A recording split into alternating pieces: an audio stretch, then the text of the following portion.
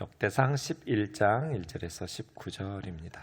온 이스라엘이 헤브론에 모여 다윗을 보고 이르되 우리는 왕에 가까운 혈족이니이다. 전에 곧 사울이 왕이 되었을 때에도 이스라엘을 거느리고 출입하게 한 자가 왕이시었고 왕의 하나님 여호와께서도 왕에게 말씀하시기를 네가 내 백성 이스라엘의 목자가 되며 내 백성 이스라엘의 주권자가 되리라 하셨나이다 아니라.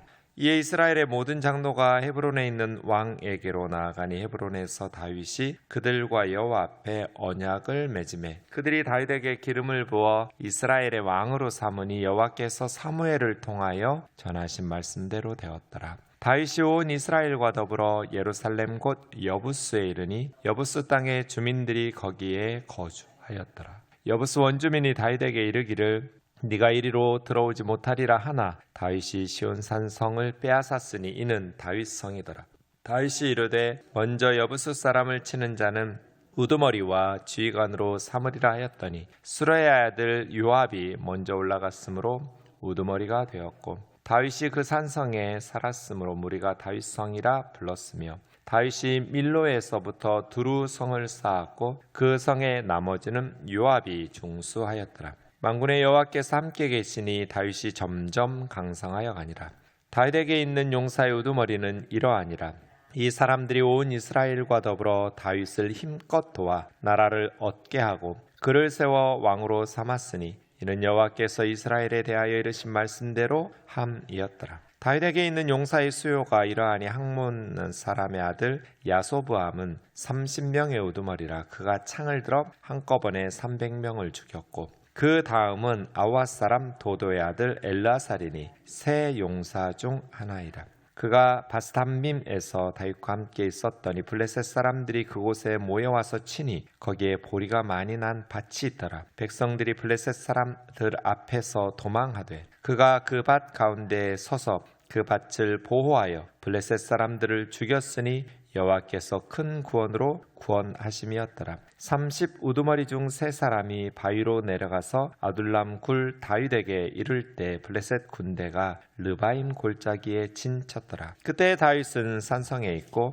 블레셋 사람들의 진영은 베들레헴에 있는지라. 다윗이 갈망하여 이르되 베들레헴 성문 곁 우물물을 누가 내게 마시게 할꼬 하매 이 세 사람이 블레셋 사람들의 군대를 돌파하고 지나가서 베들레헴 성문 곁 우물물을 길어가지고 다윗에게로 왔으나 다윗이 마시기를 기뻐하지 아니하고 그 물을 여호와께 부어드리고 이르되 내 하나님이여 내가 결단코 이런 일을 하지 아니하리이다. 생명을 돌아보지 아니하고 갔던 이 사람들의 피를 어찌 마시리이까 하고 그들이 자기 생명도 돌보지 아니하고 이것을 가져왔으므로 그것을 마시기를 원하지 아니하니라. 세 용사가 이런 일을 행하였더라. 아멘. 역대상의 주인공은 다윗이라고 지난주에 말씀드렸습니다. 다윗 이전까지는 족보로 처리하고 있죠.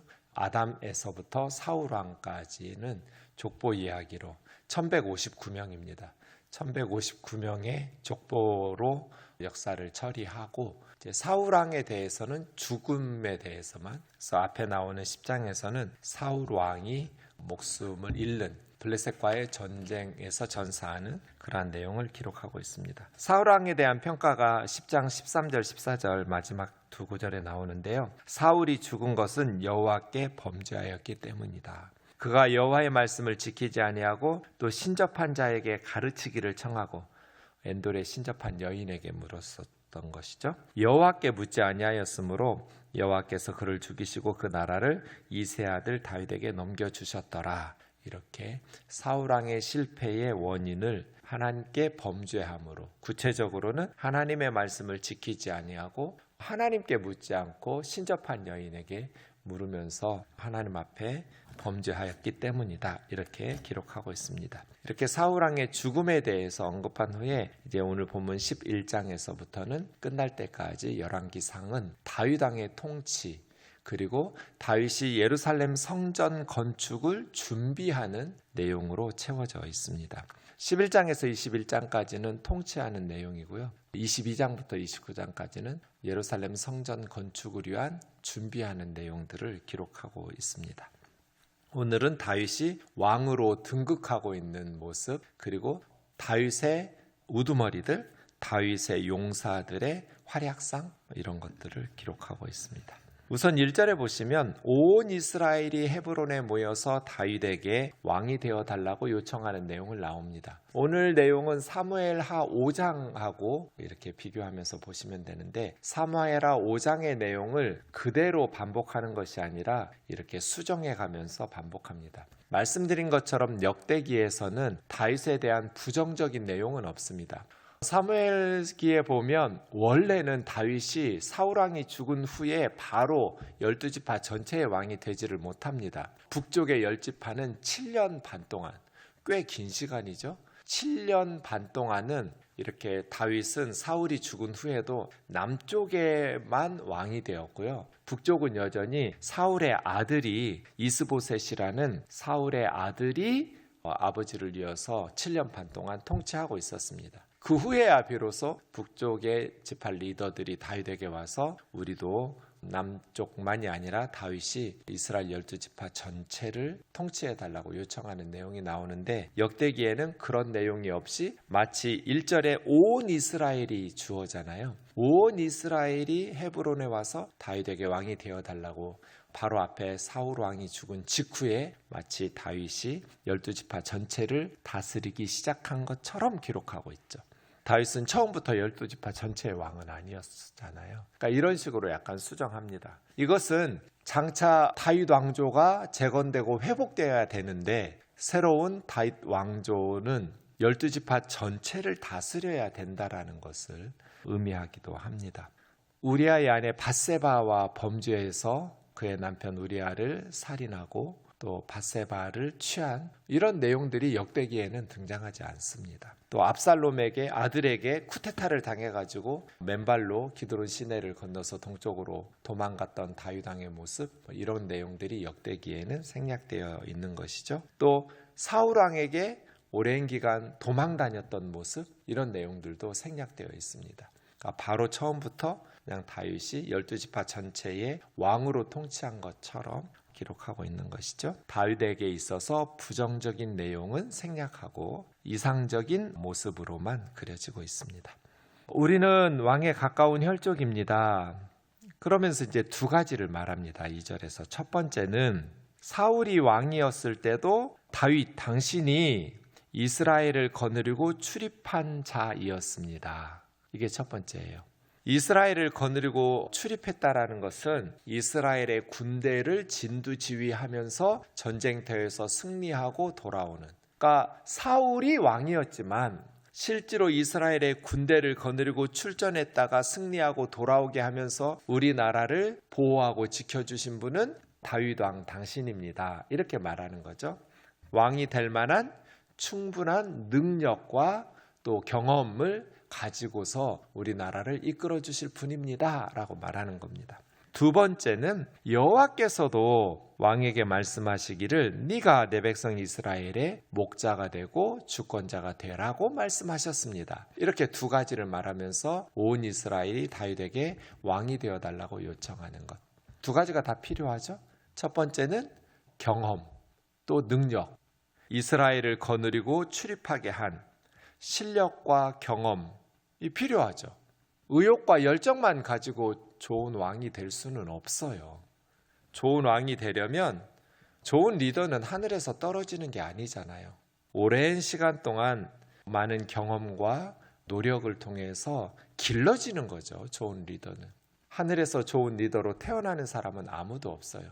많은 경험들, 또 많은 노력들을 통해서 경험이 쌓이고 또 실력이, 능력이 쌓여져. 다윗도 많은 경험을 통해서, 다윗은 목동을 하면서 맹수들과 싸우는 용맹함, 또 살아계신 하나님을 경험하는, 그래서 골리앗 앞에서 40일 동안 사울왕과 이스라엘의 모든 군대가 조롱을 받고 있으면서도 아무도 골리앗하고 싸우겠다고 나서는 사람이 없었잖아요. 아침 저녁으로 하루에 2번씩 골리앗이 하나님을 모욕하면서 1대1로 붙어가지고 전쟁 끝내자라고 하고 있는데도, 그때 다윗이 아버지 심부름 갔다가 형 3명이 전쟁터에 차출되어 가가지고 아버지 심부름 갔다가 골리앗이 하는 말을 듣고 펄쩍펄쩍 뛰는 거죠. 저놈이 누구길래 살아계신 하나님의 군대를 모욕하느냐. 당신들 뭐 하고 있냐는 거예요. 저렇게 살아계신 하나님을 모욕하고 우리 하나님의 군대를 욕하고 있는데 왜 저런 할례받지도 않은 이방인하고 싸우러 나서는 사람이 아무도 없냐. 그때 한 10대 어린 나이에 다윗이 20살 이상부터는 군대에 차출되니까 20살도 안 됐다는 거잖아요. 그 막내니까 다윗은 위에 세 형이 차출되어 갔다는 것은 4명 형들은 안 간 거잖아요. 그러니까 10대 초중반? 중반도 안 됐을 것 같은데요. 그 어린 아이가 골리앗하고 싸우겠다고 나서는 것을 보면 그냥 이건 객기로 할 수 있는 말이 아니잖아요. 뭐 하나님이 다윗에게 함께 하시니까 물맷돌이 갑자기 골리앗의 이마에 박히고 이런 게 아니에요. 평소에 다윗이 양떼들을 돌볼 때 맹수들과 싸우면서 살아계신 하나님을 경험한 거잖아요. 하나님께서 다윗을 왕으로 사무엘 선지자 보내서 기름 부으실 때 보신 것이 딱 하나밖에 없어요. 양치는 거. 이스라엘의 목동들이 얼마나 많았겠어요. 이스라엘에 많은 목동들이 있는데 다윗을 딱 지명해서 하나님께서 양떼들을 저렇게 돌보는 아이라면 왕이 돼도 되겠다라고 판단하신 거잖아요. 다윗의 경험, 살아계신 하나님을 양치면서 경험하는 다윗의 그 하나님에 대한 신뢰, 이런 것들이 훈련에 의해서 길러지는 거죠. 이스라엘의 군대를 거느리고 출입한 것은 왕이었습니다. 수많은 전쟁터에서 다윗은 이스라엘의 군대를 거느리고 승리하고 사울왕에게 쫓겨다닐 때도 다윗은 많은 경험들을, 정말 억울하고 피눈물 나는 사울왕이 최고의 군인들을 소집해서 다윗을 잡아서 죽이려고 쫓아다녔잖아요. 그런 긴박한 상황 속에서 다윗은 살아계신 하나님을 의지하면서 경험을 통해서 실력을 기른 거잖아요. 이 첫 번째예요. 좋은 리더는 수많은 역경과 시련과 그러한 고난 속에서 그런 상황을 이겨내면서 스스로를, 내력과 외력이라는 게 있잖아요. 건물을 지을 때 나의 아저씨라는 아주 좋은 드라마가 있어요. 그 주인공이 건물 구조 진단하는 사람이에요. 건물을 지을 때 건축자들은 외력, 바람이라든지 지진이라든지 건물을 무너뜨릴 수 있는 외적인 공격, 힘이 있잖아요. 그것을 이겨내고도 남을 만큼의 내력을 갖추는 건물을 지어야 그게 무너지지 않잖아요. 예상되는 외력을 이겨낼 수 있도록 내력을 갖춘 건물을 지어야 안전하단 말이에요. 그게 사람에게도 필요한 거죠. 우리가 세상을 살다 보면 예상치 못한 많은 어려움들이 있잖아요. 외력, 공격이 있어요. 비바람, 폭풍 후 눈보라가 친단 말이에요. 문제는 뭐예요? 그것을 견뎌낼 수 있는 내력이잖아요. 내 속에 있는 힘, 내적인 힘 말이에요. 신앙생활은 그런 거죠. 역경 없는 인생이 어디 있어요? 문제 없는 가정이 어디 있어요? 슬픔 없는, 억울함 없는 삶이 어디 있고 기도 제목 없는 집이 어디 있어요? 어려서부터 죽을 때까지 다 기도 제목을 가지고 우리는 그것을 이겨낼 수 있는 힘이 있어야죠. 우리 안에. 하나님께서 다윗이 미워가지고 억울하게 사울왕에게 쫓겨다니면서 그렇게 광야에서 오늘 아둘람 굴도 나오는데 굴 속에서 살도록 하신 게 아니잖아요. 내력을 기르라는 거거든요. 고난 속에서, 역경과 시련 속에서 세상에 어떻게 자기 집에 사무엘 선지자가 왔는데 아버지가 자기 혼자만 딱 지명해가지고 양치라고 그래요. 너는 왕이 될 리가 없으니까. 형 7명은 다 목욕 재개하고 좋은 옷 입고 사무엘 선지자 기다리고 있는데 다윗은 아버지한테 무시당하고 버림받은 거예요. 아들 취급 못 받은 거잖아요. 그런데도 불구하고 다윗이 하나님 의지하면서 그 역경과 시련을 브레이크스루 한 거잖아요. 뚫고 나간 거잖아요. 그래서 좋은 리더가 된 거죠. 그게 지도자의 자질이죠. 이스라엘을 거느리고 출입하게 한 자가 왕이시었습니다. 이 말은 그냥 하는 말이 아니에요. 두 번째, 여호와께서도 왕에게 네가 목자가 왕은 목자가 돼야 돼요. 그리고 주권자가 되라 이렇게. 하나님께서도 그렇게 왕에게 사무엘 선지자 보내서 기름 부었다는 거죠. 이 두 가지가 필요해요. 하나님의 뜻, 하나님의 부르심.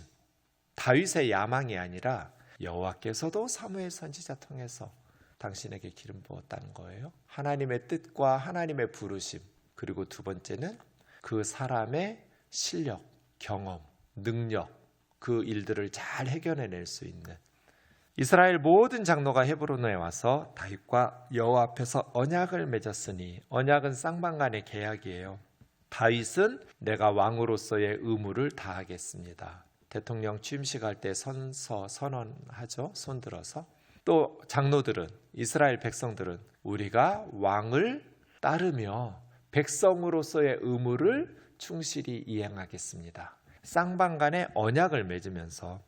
근데 만약에 왕이 왕으로서의 의무를 충실히 하지 않으면 어떻게 되겠어요? 백성들도 백성들의 의무가 없는 거죠. 이런 거 언약이죠. 여호와 앞에서 언약을 맺었습니다. 다윗은 내가 선한 왕으로 백성들을 돌보겠다는 약속. 백성들은 우리가 백성의 의무를 다하겠다는 약속. 쌍방간의 계약이 체결되었습니다. 그렇게 기름 부어서 이스라엘 왕으로 다윗이 등극하였습니다. 그 다음 4절부터 9절까지는 예루살렘을 정복하는 것. 헤브론은 너무 남쪽에 있어요. 그래서 이스라엘의 수도로서 적합하지 않아요. 더 북쪽으로 치고 올라갑니다. 예루살렘이에요. 예루살렘은 원래 베냐민 지파가 정복하도록 여호수아 때 제비 뽑아가지고 베냐민 지파가 정복했어야 돼요. 근데 정복을 못했어요. 높은 지대에 있는 산 위에 있는 도시여서. 그래서 여부스 종족에 의해서 여전히 예루살렘은 정복하지 못한 채 남아 있었는데, 여부스 원주민들이 다윗에게 네가 이리로 올라오지 못하리라, 다윗이 정복하지 못할 것으로 확신하고 있었어요. 근데 다윗이 시온 산성을 빼앗았으니, 그래서 고대에는 수도가 전쟁이 하도 많으니까요, 좀 높은 곳에서 있어야, 그러면서도 인구가 좀 많이 살 수 있고 여러 가지 재반 여건 환경들이 갖추어진 곳이어야 돼요. 대부분 수도는 높은 지역에 있어요. 왜냐하면 공격하려는 군대가 밑에서 올라가는데 위에서 공격하는 게 지키기가 쉽잖아요. 그래서 예루살렘 같이 높은 산지에 있는 곳을 수도로 삼는데, 헤브론은 그런 면에서도 적합하지 않아요. 그래서 다윗이 딱 보니까 예루살렘 저기를 수도로 삼으면 좋겠다고 생각해서 정복을 합니다. 근데 여부스 사람들이 다윗이 정복 못할 줄 알았어요. 맹인과 다리 저는 자들도 너 물리칠 수 있어. 너희하고 그냥 건강한 사람들, 다윗 너하고 우리가 안 싸워도 그냥 앞을 보지 못하는 맹인들하고 다리 제대로 걷지도 못하는 그런 다리 저는 사람 군인들이 나가서 싸워도 다윗 너는 이겨 우리가, 뭐 이런 식으로 여부스 종족이 다윗을 조롱하는데 다윗이 쳐서 예루살렘을 정복하죠. 요압이 제일 먼저 올라가서 정복했다는 이야기 있고요. 7절에 보면 다윗성이라고 무리가 불렀다. 예루살렘을 다윗성이라고 부른 건 다윗이 정복했기 때문이에요. 그리고 8절에 밀로에서부터 두루 성을 쌓았다. 이 밀로는 다윗이 정복하기 전부터 여부스 사람들이 쌓아놓은, 저는 예루살렘 여행을 한 번도 못 가봐서, 근데 책을 하도 많이 읽고 인터넷을 하도 많이 봐가지고요, 되게 궁금하기도 해요. 직접 이스라엘 여행 가보면 언젠가는 가겠죠. 왜냐하면 그 옆에 요르단에 우리 피터 폴린이 있기 때문이에요. 맨날 오라 그래요. 제가 말해요. 야, 내가 거기까지 가서 요르단만 가면 안 되잖아. 그렇게 멀리 갔는데 바로 옆에 이스라엘이 있는데 이스라엘의 성경에 있는 부분들도 다 구경해야 되니까 지금은 전쟁 중이니 잠깐 기다리라고, 전쟁 끝나면 갈 테니까. 선교사를 보내놓고 담임 목사가 안 가는 것도 좀 미안하잖아요. 언젠가 가긴 갈 건데, 여러분 저 따라서 피터 폴린한테 가고 이스라엘 여행, 성지 숭배 아니에요. 거기 성지 아니에요. 이스라엘 여행 다녀오실 분들은 돈을 열심히 모으시면 돼요. 언젠가는 갈 거니까. 어쨌든 이 밀로도요, 저는 인터넷으로 되게 많이 봤어요. 이미 고고학자들이 발굴해가지고 돌계단으로 이렇게 층층이 쌓았어요. 예루살렘의 성벽이라고 생각하시면 돼요. 여부스 종족이 성벽 쌓았겠죠. 그걸 밀로라고 그래요. 채움 이런 단어의 뜻인데 그걸 채워가지고 흙이나 돌로 채워서 성벽을 쌓았다 이런 뜻이에요. 근데 다윗이 정복하고 밀로에서부터 더 성벽을 증축한 거예요. 나중에 이제 솔로몬과 히스기야가 더 튼튼하게 이 밀로의 성벽을 증축해요. 지금도 고고학 발굴해서 인터넷 검색해 보시면 사진으로 예루살렘 여행 갔던 사람들이 다 저런 식으로 예루살렘을 요새화했구나를 알 수 있습니다. 그렇게 밀로에서부터 두루 성벽을 쌓아서 더 요새화하고 9절이 중요해요. 만군의 여호와께서 함께 계시니 다윗이 점점 강성하여 갔다. 그러니까 모든 정권은 점점 강성해지기를 원하죠. 근데 비결이 뭐예요? 여호와께서 함께 계시니예요. 여호와께서 함께 계시니. 왜 사울이 망했어요? 여호와께 범죄하고 하나님께 묻지 않고 신접한 여인 엔돌의 신접한 여인에게 가서 묻고 이러다가 망한 거잖아요. 그러니까 하나님을 찾고 여호와께서 함께 계시니 다윗의 집은 점점 강성하고 사울 왕의 집은 멸망하고 이것이 우리에게 중요한 문제예요. 임마누엘 여호와께서 함께 계시니 10절부터 이제 용사들의 활약상이 나오는데요. 우선 첫 번째 새 용사가 있고 두 번째 새 용사가 나와요. 사무엘하에 보면 첫 번째 새 용사는 11절에 보면 야소브암, 그 다음 12절부터 엘르아살, 그리고 삼마라는 사람이 여기는 안 나왔는데 이 세 사람이 첫 번째 새 용사예요. 야소브암, 엘르아살, 삼마. 다윗이 어려울 때 헌신적으로 10절에 보시면 그 사람들이 다윗을 힘껏 도와 나라를 얻게 하였다. 다윗 왕이 아무리 훌륭해도 다윗을 힘껏 돕는 용사들이 없이는 다윗이 성군이 될 수 없지요. 어느 공동체나 마찬가지예요. 리더가 아무리 훌륭해도 그 리더를 헌신적으로 힘껏 돕는 동역자들이 없이는 그 공동체를 바르게 이끌어갈 수 없어요. 나라를 이끄는 왕도 그렇고요. 교회를 이끄는 목사도 그렇고요. 회사를 이끄는 사장도 그렇고요. 힘껏 돕는 통역자들이 필요해요. 다윗에게는 힘껏 돕는 리더들이 너무 많았어요. 이것이 다윗 왕조의 성공에 실질적으로 다윗이 능력이 출중하고 또 살아계신 하나님에 대한 믿음도 확실했지만 다윗을 힘껏 돕는 리더들이 다윗에게 많았어요. 그래서 다윗의 시대에 이스라엘이 전쟁하면 이기고 승리하면서 그렇게 나아가는 거예요.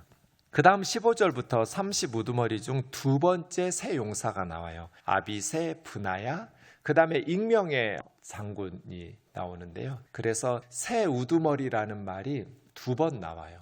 그래서 우리는 구분해서 첫 번째 새 용사 야소보암, 엘르아살, 삼마, 그 다음에 두 번째 새 용사 나중에 등장하는 아비새, 브나야, 그 다음에 한 사람은 익명철이에요. 사무엘하에서. 그래서 몰라요. 세 사람이라고 말하는데 이 세 사람이 아둘람 굴에 다윗이 피난가 있었을 때 그때 이제 다윗이 왕되고 초창기 사건이거든요. 바알 브라심이라는 르바임 골짜기에서 블레셋과 싸울 때 이미 블레셋이 베들레헴을 정복하면서 사울 왕이 빼앗겼어요.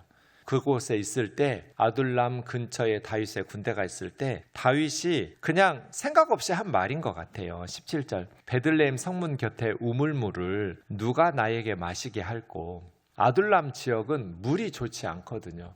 거기 석회암 지역이고 물이 좋지 않아요. 근데 다윗의 고향 베들레헴이 지금 블레셋 군대가 있지만 자기 고향이잖아요. 다윗은 베들레헴에서 태어나고 자랐단 말이에요. 그래서 베들레헴 성문 옆에 우물이 있는데 그 시원한 생수 생각이 난 거예요. 전쟁 중에. 누가 나에게 베들레헴 성문 곁에 그 생수를 마시게 할까? 불가능하죠. 지금 블레셋 군대가 베들레헴에 진치고 있는데. 그러니까 그냥 그렇게. 그래서 리더는 함부로 말하면 안 돼요. 제가 설교하다가 에덴 동산 이야기할 때 에덴 동산에 맛있는 과일이 많았잖아요. 왜 선악과를 먹어요? 그거 안 먹어도 하나님께서 잔뜩 만들어주셨는데 그 얘기할 때 제가 그냥 아무 생각 없이 저 같으면 에덴 동산에 포도만 있으면 된다. 포도를 그만큼 좋아하니까 제가 그 말 생각 없이 한 거예요. 그 다음부터 계속 우리 교우들이 저한테 포도 사주는 거예요. 그래서 아내한테 엄청 혼났어요. 그렇게 생각 없이 말하니까 교우들이 부담 가지고 당신 포도 먹이려고 이렇게 사오는 거 아니냐고. 여러분 포도 그만 사오세요. 제가 알아서 사 먹을 테니까. 리더는 생각 없이 말하면 안 돼요. 포도 사달라고 아무르면 제가 그런 설교 했겠어요?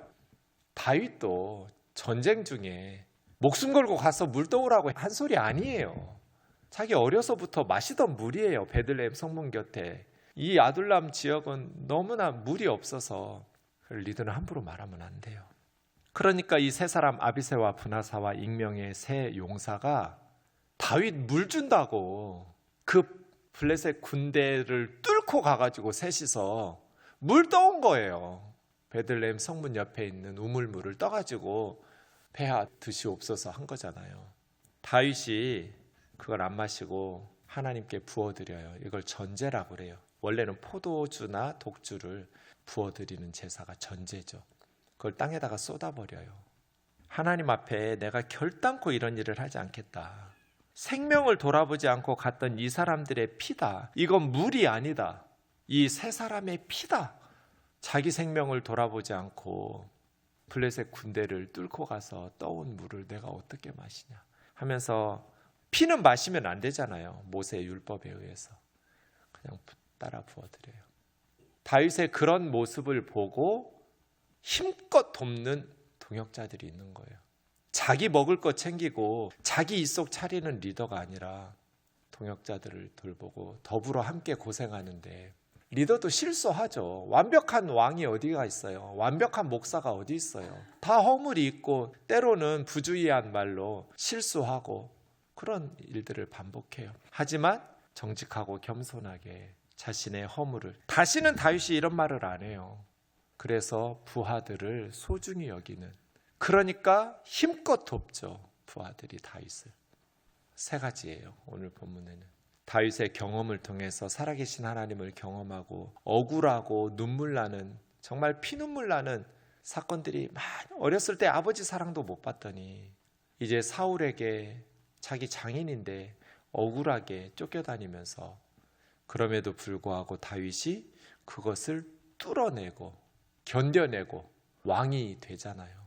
그리고 하나님께서 함께 하시고, 그리고 힘껏 돕는 부하들이 있었는데 그만큼 부하들을 소중히 여기고 자신의 실수와 허물을 정직하게 회개할 줄 아는 겸손함이 겸비되어 있었기 때문에 다윗은 좋은 리더였던 거예요.